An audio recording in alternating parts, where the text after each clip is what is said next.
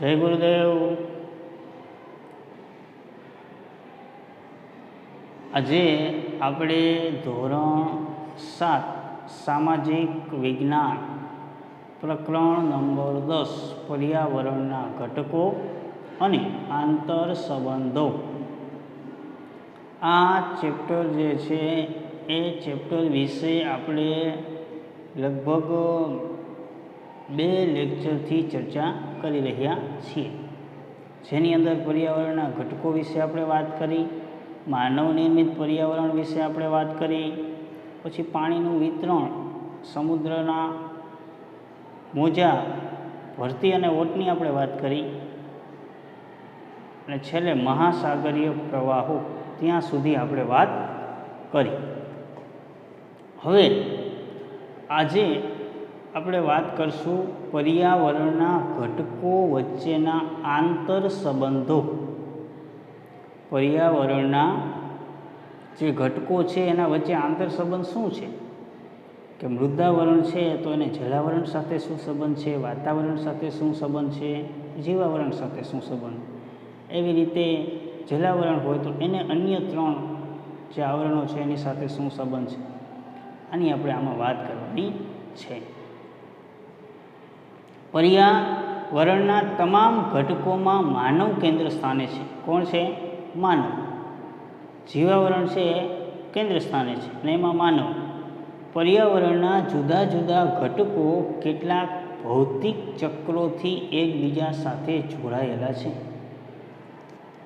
પર્યાવરણના જુદા જુદા ઘટકો ભૌતિક ચક્રો એટલે જમીન છે તો એ જમીન ઉપર માનવી દ્વારા કંઈ નિર્માણ થાય, પાણી છે તો પાણીનો માનવી દ્વારા કંઈક ને કંઈક અલગ અલગ રીતે ઉપયોગ થાય, એવા અમુક ભૌતિક બાબતો છે, ભૌતિક ચક્રોથી એકબીજા સાથે જોડાયેલા છે।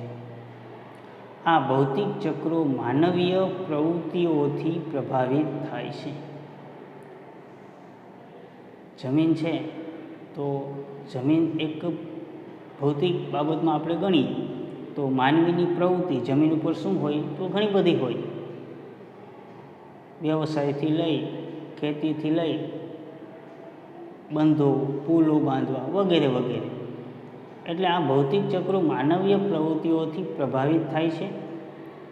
મૃદાવરણમાં માનવી ખનિજ પ્રાપ્ત કરવા માટે ઉત્ખનન કરે છે। સમજો હવે, મૃદાવરણ એટલે કે જમીનમાં માનવી ખનિજ મેળવવા માટે ખોદકામ કરે છે। ઉત્ખનન કરવું એટલે ખોદવું।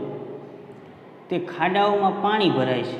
સમજો, ઘણી બધી જગ્યાએ તમે જુઓ છો જ્યાં ઓલી કપચીને એ કાઢતા ને, ભેડિયા કહે આપણી ભાષામાં, છતમાં જે કાળી કપચીને આવે એ જ્યાં જ્યાં ચાલતી હોય અહીંયા કણે જે પથ્થરોની આવતા હોય, જ્યાં નદી કે આસપાસના એવા વિસ્તારો હોય ત્યાં ખાડાઓ ખોદે ને એમાંથી એ માટીને એ પથ્થરોને અહીંયા પહોંચાડે।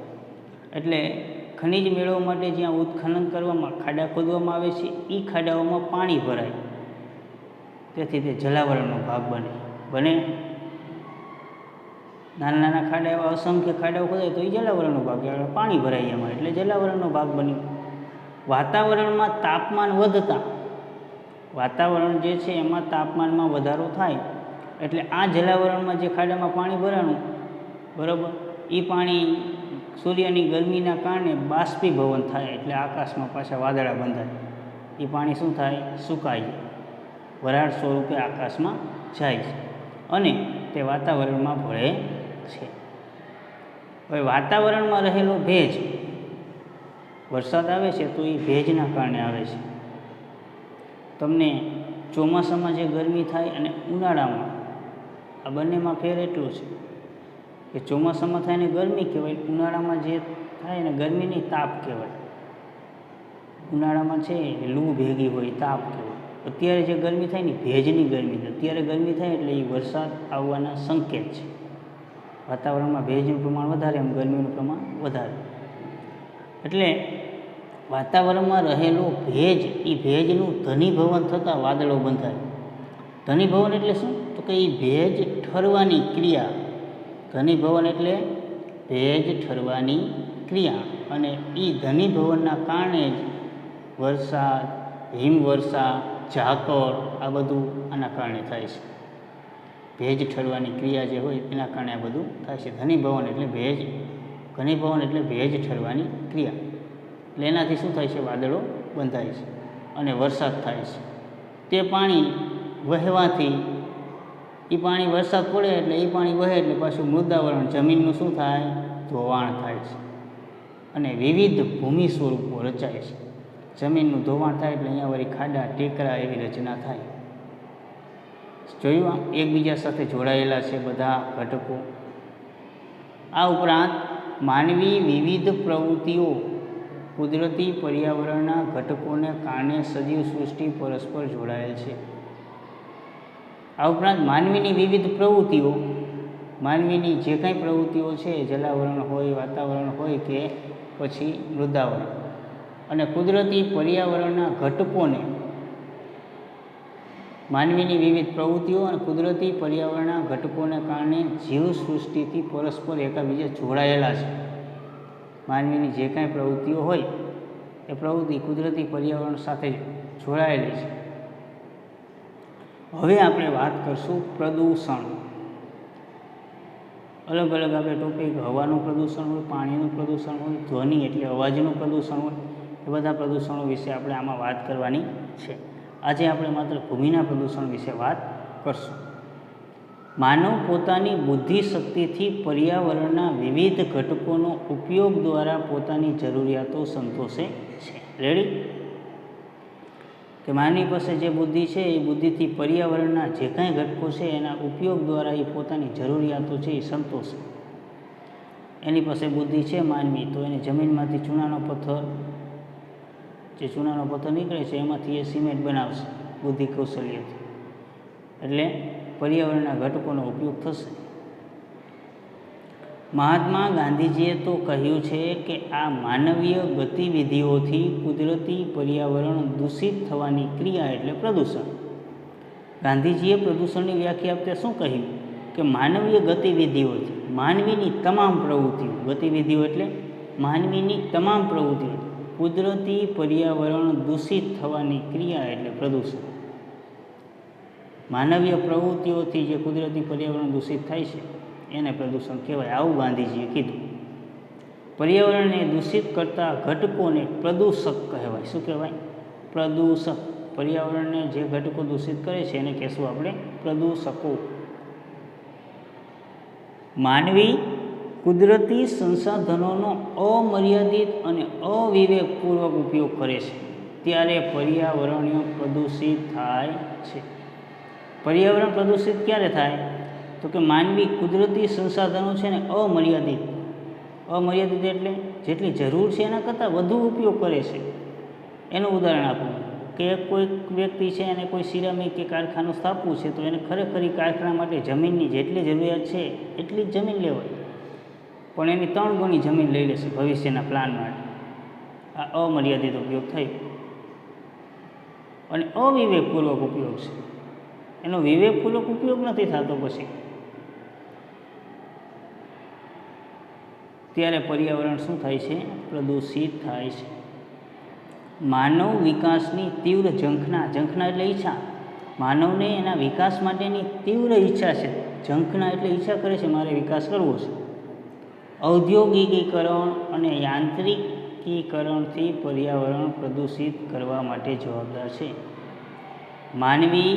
માનવ વિકાસની તીવ્ર ઝંખના, ઔદ્યોગિકીકરણ અને યાંત્રિકીકરણ, આ 3 બાબતો પર્યાવરણને પ્રદૂષિત કરવા માટે મહત્ત્વનો ભાગ ભજવે છે.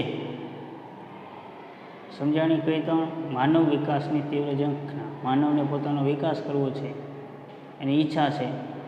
બીજું, વધુને વધુ ઉદ્યોગો સ્થપાઈને ઔદ્યોગિકીકરણ કહેવાય. શું? વધુને વધુ ઉદ્યોગો સ્થપાઈને ઔદ્યોગિકીકરણ કહેવાય. અને વધુને વધુ યંત્રો છે, એનો યંત્રનો વધુને વધુ ઉપયોગ થવા લાગે અને યાંત્રિકીકરણ કહેવામાં આવે છે. આ 3 બાબતો છે એનાથી પર્યાવરણ છે વધુ પ્રદૂષિત થાય છે. વર્તમાન સમયમાં ભૂમિ પ્રદૂષણ એટલે કે જમીનનું પ્રદૂષણ, જળ પ્રદૂષણ, હવા પ્રદૂષણ અને ધ્વનિ પ્રદૂષણ ખૂબ જ ઝડપથી વધી રહ્યું છે. પ્રદૂષણની પર્યાવરણ, માનવ જીવન અને સજીવ સૃષ્ટિ પર વિપરીત અસર પડી રહી છે. આપણે બધા જાણીએ છીએ કે આ પર્યાવરણને આપણે પ્રદૂષિત કરીએ છીએ ને આપણને જ નડે છે, છતાં કોઈ માણસ વિચારતો નથી. વિચાર કરો, અમુક એવા ઉદ્યોગોની બાજુમાંથી તમે પસાર થાવ તો શ્વાસ ન લઈ શકો એટલી દુર્ગંધ આવતી હોય. એમાં પ્લાસ્ટિક ને બધું ઓગળતા હોય ને એવા ઉદ્યોગો હોય. આવું ને આવું જો રહેશે ભવિષ્યમાં તો તમામ માનવી છે અનેક રોગોના ભોગ બનશે. એટલે માનવ જીવન અને સજીવ સૃષ્ટિ ઉપર વિપરીત અસર થાય છે. પછી કોઈ પણ પ્રદૂષણ હોય, ભૂમિ હોય, જળ હોય, બરાબર, કે પછી ધ્વનિ પ્રદૂષણ એ હવાનું.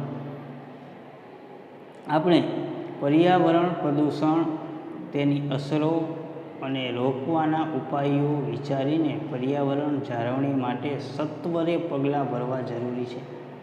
સત્વરે એટલે તાત્કાલિક આ પ્રદૂષણને રોકવા માટે પગલાં ભરવા જોઈએ. પહેલું હવે આપણે પ્રદૂષણ છે એની વાત કરીએ. પહેલું પ્રદૂષણ છે ભૂમિ પ્રદૂષણ અથવા તો જમીન પ્રદૂષણ. જમીન ગુણવત્તા કે તેના પોષક ઘટકોમાં થતા ફેરફારને ભૂમિ પ્રદૂષણ કહે છે. જમીનની ગુણવત્તા જે હોય એ ગુણવત્તા ઘટી જાય અથવા જમીનની અંદર જે પોષક ઘટકો મળે છે એ ઘટકો મળતા બંધ થઈ જાય, એટલે આવા ફેરફાર થાય તેને ભૂમિ પ્રદૂષણ કહેવાય. દાખલા તરીકે ખેતરમાં જે ઝીણા ઝીણા જીવજંતુ હોય, સાપોલિયાને હોય, એ બંધ થઈ જાય એટલે તો જમીનની ફળદ્રુપતા ઘટી, એ જમીન પ્રદૂષિત થઈ એવું કહેવાય. જમીનની ગુણવત્તા, એ જમીન છે, એક જમીનમાંથી દાખલા તરીકે 1 વીઘામાંથી 50 મણ ઘઉં ઉત્પન્ન થતા હોય અને 2-4 વર્ષ પછી જમીનમાંથી 30 જ મણ ઘઉં ઉત્પન્ન થાય તો એની ગુણવત્તા ઘટી છે એવું કહેવાય. જમીન પ્રદૂષણ સહેલાઈથી અનુભવાતું નથી. તમને નજરે ન દેખાય જમીનની પ્રદૂષણ થાય છે એવું, પણ વિશ્વભરમાં ભૂમિ પ્રદૂષણ સતત વધી રહ્યું છે. આ કોઈ એક દેશ કે રાજ્ય કે જિલ્લાની વાત નથી, આખા વિશ્વની વાત થાય છે. ઘર વપરાશનો ઘન કચરો કે પાણીનો નિકાલ, આપણા ઘરનો જે કાંઈ કચરો હોય એ કચરો જ્યાં ત્યાં જમીનમાં ફેંકી દે. એમાંય ખાસ તો પ્લાસ્ટિક કોઈ દિવસ જમીનમાં ભળવાનું નથી. કાગળ હોય તો હજી સમજ્યા ચાલો, અમુક સમયાંતરે કાગળ સડી જાય એટલે જમીન ભેગું પડી જાય.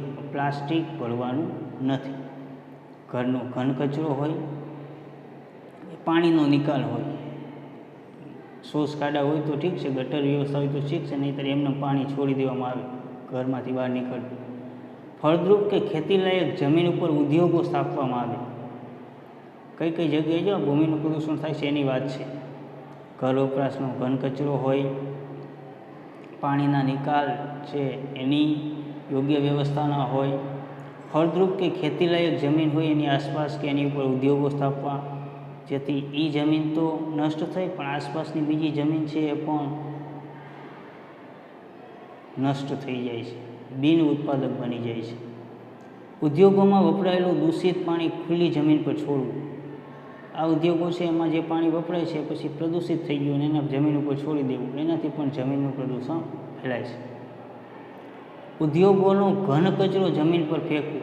એ ઉદ્યોગોની અંદર જે કાંઈ ચીજ વસ્તુ વપરાતી હોય એમાં પ્લાસ્ટિક ને વગેરે વગેરે એ જ્યાં ત્યાં જમીન ઉપર છોડી દેવી. ઉત્ખનનની પ્રવૃત્તિ, વધુને વધુ જમીન છે એમાં ખોદકામ કરવું. ખાણ ખનીજની પ્રવૃત્તિ હોય તો ભલે, ખનીજ તેલ મેળવવાની પ્રવૃત્તિ હોય, ઉત્ખનનની પ્રવૃત્તિ વધુ થાય એનાથી પણ જમીન પ્રદૂષિત થાય છે. પછી બાંધકામની પ્રવૃત્તિઓ, જમીન ઉપર જ્યાં કોઈ બહુમાળી મકાનો બાંધવામાં આવે છે એ બાંધકામ માટે જમીનમાં જે કાંઈ ચીજ વસ્તુ વપરાય છે, ઈંટો હોય કે અન્ય ચીજ વસ્તુ હોય, એ બધું જમીનમાંથી જ મળે છે. એટલે આ પ્રવૃત્તિથી પણ જમીનને આપણે ઉત્ખનન કરી રહ્યા છીએ. પછી ખેતી માટે આપણે રાસાયણિક ખાતરનો ઉપયોગ કરી. ખેતરમાં ખેડૂતો Narmada, urea, DAP, Narmada FOSS, Narmada can, આવા બધા રાસાયણિક ખાતરો છે ખેતરમાં નાખે, એનાથી પણ જમીનની ગુણવત્તા ઘટે છે. અતિ સિંચાઈ, વધારે પડતું પાણી જમીનમાં આવી જાય અથવા તો જમીનમાં વધારે પડતી સિંચાઈ કરવામાં આવે તો પણ જમીન છે એની ફળદ્રુપતા ઘટે.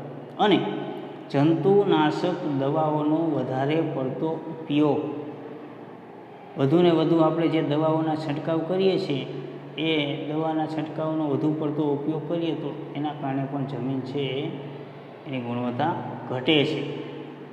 તેમજ પ્લાસ્ટિકના ઉપયોગથી જમીન પ્રદૂષિત થાય છે. પ્લાસ્ટિકનો ઉપયોગ, તો બાજુ ફોટોગ્રાફ જોવો છો, પીરાણા ડમ્પિંગ છે કે જો એ ઘન કચરો કેટલો અહીંયા છોડી દીધેલો છે, એટલે એમાં લગભગ પ્લાસ્ટિક. એનાથી વિશેષ વાત કરું તો હોસ્પિટલોનો જે વેસ્ટ કચરો હોય, ઇન્જેક્શન ને આ બધું પ્લાસ્ટિકનું જો એ જ્યાં ત્યાં જમીનમાં નાખી એ પછી જમીન સાથે ભળે નહીં, એ પ્રદૂષણ જ છે એક જાત. આ તમે ફોટોગ્રાફ જોવો છો એ કેટલો હજુ ઘન કચરો છે. અહીં આવેલું છે એક જાણવું ગમશે જોઈએ કે પંજાબમાં નાઇટ્રોજનયુક્ત રાસાયણિક ખાતરોના વધારે વપરાશના કારણે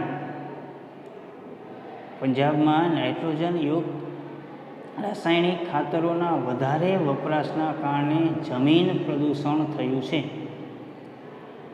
પંજાબના ખેતીલાયક જમીન છે ઘણી બધી છે. પંજાબને ઘઉંનો કોઠાર કહેવામાં આવે છે, સૌથી વધુ ઘઉંનું ઉત્પાદન થાય છે ત્યાં. એ લોકો ત્યાં નાઇટ્રોજનયુક્ત રાસાયણિક ખાતરનો વપરાશ કરે છે, જેથી જમીન વધુને વધુ પ્રદૂષિત થઈ છે.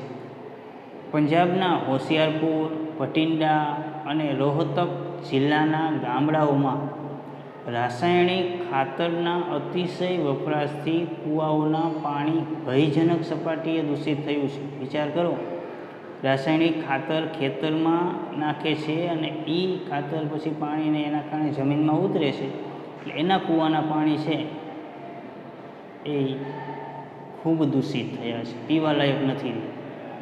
તેને પરિણામે ત્યાં વસતા લોકો વિવિધ રોગના ભોગ બન્યા છે. આના પરિણામે પંજાબ છે એમાં અસંખ્ય રોગ, અને એમાંય ખાસ કરીને સૌથી વધુ કેન્સરના રોગી હોય, કેન્સર, તો એ પંજાબની અંદર છે. શું કામ? કે આ રાસાયણિક ખાતરો અને આ બધું તમે દવા અને એમાં છંટકાવ કરો છો. તમે શાકભાજી વાવો છો કે અન્ય મગફળીને વાવો છો, એમાં છંટકાવ કરો છો, એ દવાની એની અંદર ઉતરે, પછી તમે એ ઘરે શાકભાજીને એક ખોરાકમાં આરોગો છો. એટલે આજે વર્તમાન સમયમાં અસંખ્ય જો રોગ થયા હોય ને તો અહીંયા રાસાયણિક ખાતર અને જંતુનાશક દવાઓના કારણે આવા રોગો છે એ આવ્યા છે. એટલે આવી પરિસ્થિતિમાં ત્યાં વસતા લોકો વિવિધ રોગના ભોગ બન્યા છે. કેન્સર અને આંતરડા અને પેશાબના રોગનો તો એટલો બધો પંજાબમાં ફેલાવો થયો છે. કેન્સરના રોગીઓ એટલા બધા છે, પેટની અંદર આંતરડા હોય એના રોગીઓ એટલા છે, અને પેશાબના રોગ, પથરીના અને અન્ય રોગ, ઘણા બધા રોગીઓ છે પંજાબમાં જોવા મળે છે. શું કામ? તો આ પ્રદૂષણના કારણે. આપણા જ વિસ્તારની વાત કરવામાં આવે કે કેન્સર જે છે એ આજથી 10 વર્ષ પહેલાં ગણી શકાય એવા કેસો કે અમુક સમયે અમુક વિસ્તારોની અંદર અમુક લોકો કેન્સર છે એના રોગી થતા. આજે દિન પ્રતિદિન કેન્સરના રોગીઓ છે એ વધતા જાય છે. એનો અર્થ એવો કે કેન્સર થવા પાછળનું કારણ માત્ર આ હું કહું એ જ નથી, એ સિવાય ઘણા બધા કારણો છે, પણ આ પણ એમાં ભાગ ભજવે છે.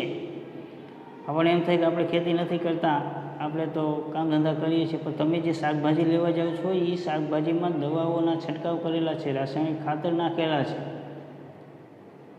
આ તમે આરોગો છો એટલે તમારા શરીરમાં આ જે રાસાયણિક ખાતર અને જંતુનાશક દવાઓના કીટકોને જાય છે, જેથી રોગોના ભોગ બનીએ છીએ. હવે ભૂમિ પ્રદૂષણ રોકવા માટે શું કરવું જોઈએ, એના ઉપાયો છે અહીંયા 4-5 આપેલા છે, એ ઉપાયો જોઈએ પછી આપણો લેક્ચર છે એ પૂરો કરીએ. જંતુનાશક દવા અને રાસાયણિક ખાતરના બદલે જૈવિક અને દેશી ખાતર, લીલા પડવાશનો ઉપયોગ કરવો જોઈએ. સમજો, આ જંતુનાશક જે દવાઓ છે એ અને રાસાયણિક ખાતર જે છે એનો ઉપયોગ કરવો જ નહીં.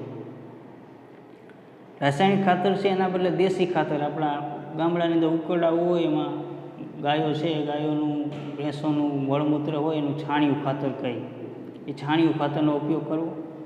અને જૈવિક, એને જૈવિક ખાતર કહેવાય, કારણ કે એ ખાતરમાં અળસિયા અને આવા ઝીણા ઝીણા જીવજંતુ કીટકો છે એ એમાં તૈયાર થાય ખાતર, પછી જમીનમાં નાખો એટલે જમીનમાં એ કીટકો જળવાઈ રહે. લીલા પડવાશનો ઉપયોગ કરવો જોઈએ. ખેતરોની અંદર ફુવારા પદ્ધતિ, ટપક પદ્ધતિ, એ સિવાય અન્ય હાથે બનાવેલું ખાતર છે એનો ઉપયોગ કરવો. એ ઉપરાંત જંતુનાશક દવાઓ છે એના બદલામાં આપણે ગાયોનું ગૌમૂત્ર છે, ઘરે આપણે છાશ પીતા હોય છે, આવી બધી આયુર્વેદિક કે દેશી ઘરગથ્થુ જે દવાઓ છે એનો છંટકાવ કરવો જોઈએ. જંતુનાશક દવાઓનો મર્યાદિત ઉપયોગ કરવો. જંતુનાશક દવાઓ તો છાંટવી જ નહીં, એની જગ્યાએ મેં તમને કીધું એવો છંટકાવ કરે તો પ્રદૂષણ છે એ ઓછું થઈ શકે છે. ઘન કચરાનું વર્ગીકરણ કરી તેને પુનઃ ઉપયોગમાં લાવવો છે. વર્ગીકરણ કરવું એટલે જો આજે આપણા શહેરોની અંદર નગરપાલિકા છે, એ નગરપાલિકાની ગાડી આવે એટલે એકમાં ભીનો કચરો, એકમાં સૂકો કચરો, બરાબર. આ સિવાય વર્ગીકરણ એટલે પ્લાસ્ટિકની વસ્તુ હોય તો અલગ, કાગળની વસ્તુ હોય તો અલગ, આ રીતે વર્ગીકરણ પછી ફરીવાર એને ઉપયોગમાં લઈ શકાય એવી વ્યવસ્થા કરવી જોઈએ. પ્લાસ્ટિક હોય તો એને પણ ઓગાળી અને રિસાયકલિંગ કરીને પછી ઉપયોગમાં લઈ શકાય. પ્લાસ્ટિક ઘન કચરાનું રિસાયકલિંગ કરીને પુનઃ ઉપયોગ કરવો જોઈએ. એટલે આ કચરો જે છે એનું રિસાયકલિંગ કરવું જોઈએ. પ્લાસ્ટિક કચરો હોય કે ઘન કચરો. અમુક વિદેશોની અંદર પ્લાસ્ટિકના રોડ પણ બનાવવામાં આવે છે. જે પ્લાસ્ટિક કચરો એનો પછી ઓગાળીને રોડ બને. એટલે આવા પ્લાસ્ટિક જે છે જ્યાં ત્યાં ફેંકવું ન જોઈએ. ખેતીમાં ટપક અને ફુવારા સિંચાઈ પદ્ધતિનો ઉપયોગ કરવો. શું? ટપક અને ફુવારા પદ્ધતિ, જેથી કરીને પાણી છે વેડફાય નહીં. બીજા નંબરમાં એ પાણી જે છોડને જરૂર છે અહીંયા જ આપશે, બિનજરૂરી ઘાસ નહીં થાય અને પાણીનો બચાવ થશે. તમારે ખેતર એવું હશે તો એ ટપક પદ્ધતિ હશે તો એમાં ઝડપથી આખું ખેતર 5-10 વીઘા હશે તો પી જશે. સવારે 1 કલાક ચાલુ કરો, સાંજે 1 કલાક ચાલુ કરો, ટપક પદ્ધતિથી એ પાણી જે છોડને જરૂર છે એટલું પાણી મળી રહેશે. અને ફુવારા સિંચાઈ પદ્ધતિ છે એનો ઉપયોગ કરવો જોઈએ, જેથી કરીને આપણે જમીનનું પ્રદૂષણ છે એ પ્રદૂષણ રોકી શકીએ છીએ. આજનું લેક્ચર આપણે અહીંયા સુધી રાખશું. આજનું તમારું હોમવર્ક જે છે એ ભૂમિ પ્રદૂષણ, જમીન પ્રદૂષણ જે લખ્યું છે અહીંયાથી લઈ અને જમીન પ્રદૂષણ રોકવાના ઉપાયો આપણે અત્યારે પૂરું કર્યું ત્યાં સુધી. ઓકે, આટલું જાણો તે લખવાનું નથી. તો આજનો લેક્ચર આપણે અહીંયા સુધી રાખશું. અસ્તુ.